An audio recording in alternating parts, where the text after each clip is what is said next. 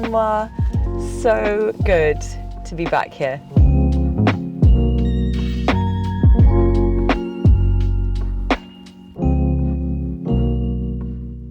Hi Rosanna. Hi. How was your journey? I was actually jamming, thank you so much. I was jamming in the car. The new Polestar 3 has Bowers & Wilkins speakers that made me feel like I was in a concert. Sounds a good morning. It was a very good drive down. And I wanted to just bring you here and thank you for being part of the judging for Future Icons this year. And I just wanted to find out from you how the process was, what you thought of things. I loved it. The caliber of brands is so high. Yeah, it's a huge process, and that's why it's so incredible to work with a brand like Polestar. I love the way Polestar is very transparent. They have a blockchain so that all aspects of their supply chain and suppliers can be tracked, and they have to comply to their guidelines. If we hide it all away and think, oh, we're just going to do this and we're going to get the accolades by ourselves, then change doesn't happen. Or they hide it away because they're too nervous that they're not perfect. They will get accused of greenwashing. Great green hush. Yes. Tell me more about that. I feel like there's been an article or two in that. Given where we are with social media and cancellations, brands who are doing things are reticent to tell us about it because they're not perfect. I know that Polestar's managed to lower its emissions just, for example, by changing its alloy wheels. By 12%. No way. It's the stat, which I love.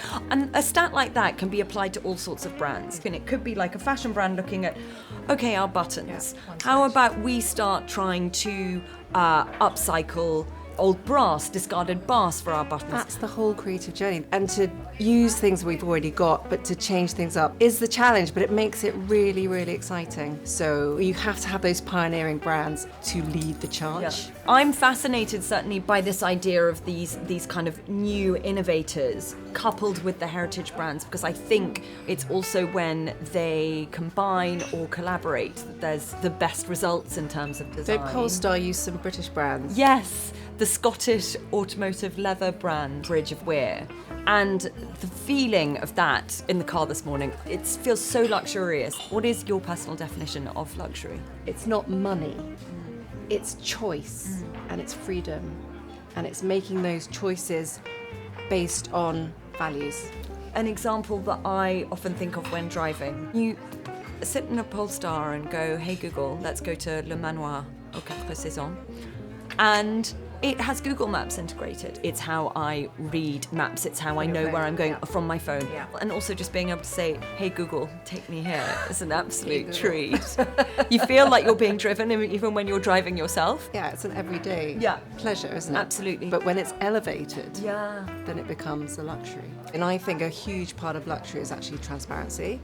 Absolutely. I've always been really impressed by the life cycle assessment report that Polestar produced. It's open source and untrademarked, which means anyone can access that. If every company spends the same amount of time and money on that research, we will never progress forward. Exactly. Yeah. Rosanna, it's been so great to see you. Thank you so much for coming. I'm really excited to see you on the 4th of November for the big reveal.